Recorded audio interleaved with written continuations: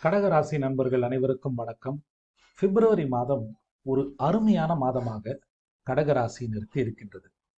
இழந்ததை திரும்ப பெறுவதற்கும், வளர்ச்சிக்கான ஒரு நல்ல பாதையை அமைத்துக் கொள்வதற்கும், பிரச்சனைகளை தீர்த்து கொள்வதற்கும் அருமையான அமோகமான மாதமாக பிப்ரவரி இருக்கின்றது. ஏன் இப்படி கூறுகின்றேன் என்றால், ஒரு பக்கம் அஷ்டம சனி விலக தயாராகிவிட்டார். இன்ஃபேக்ட் அவர் விலகி கொண்டிருக்கின்றார். ஓகேங்களா? அதைவிட முக்கியமாக இந்த மாதம் முதல் குரு நேர்வலு அடைகின்றார். ஒரு 3.5-4 மாதங்களாக அவர் வக்ரகதியில் இருந்தார். லாபஸ்தானத்தில் குரு இவ்வளவு நாள் வக்ரகதியில் இருந்தார். இப்பொழுது நேர்வலு அடைகின்றார். எப்பவுமே குரு லாபஸ்தானத்தில் இருப்பது நல்லதுதான். லாபங்கள் உங்களுக்கு கிடைக்கும். ஆனால் கடந்த காலங்களில் நீங்கள் எதிர்பார்த்த லாபங்கள் உங்களுக்கு கிடைக்கவில்லை. ஏனென்றால் அஷ்டம சனி அப்பொழுது 8ஆம் வீட்டிலிருந்து உங்களுக்கு கெடு பலன்களை வழங்கி கொண்டிருந்தார். அதனால் எதிர்பார்த்த லாபங்கள் பல கடகராசியினருக்கு கிடைக்கவில்லை. ஓகே, ஆனா இப்போ அது மாறப்போகுது. அடுத்த ஒரு 3-4 மாதங்களுக்கு குரு நேர்வலுவில் 11ஆம் வீட்டில் அருமையான நிலையில் இருக்கின்றார்.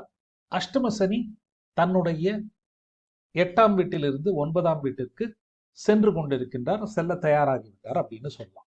இந்த 2 விஷயத்தினாலதான் இந்த மாதம் முதலே கடகராசியினருக்கு ஒரு நல்ல விஷயங்கள் நடக்க தொடங்கும். அது திருமணமாக இருக்கலாம், வேலை தொழில் அமைவதாக இருக்கலாம், வேலையில் இன்கிரிமெண்ட் கிடைப்பதாக இருக்கலாம், தொழிலில் லாபங்கள் அமைவதாக இருக்கலாம், பிரச்சனைகள் தீர்வதாக இருக்கலாம், நோய் நொடிகள் தீர்வதாக இருக்கலாம்.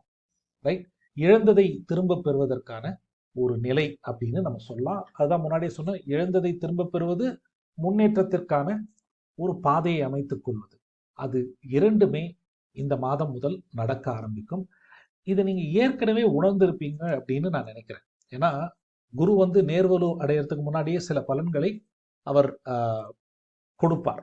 ஓகே, மாதத்தின் நாட்கள் கழிய கழிய, அதாவது பிப்ரவரி 2வது பகுதியில் நான் கூறிய நற்பலன்களை அதிகம் உணர்வீர்கள்.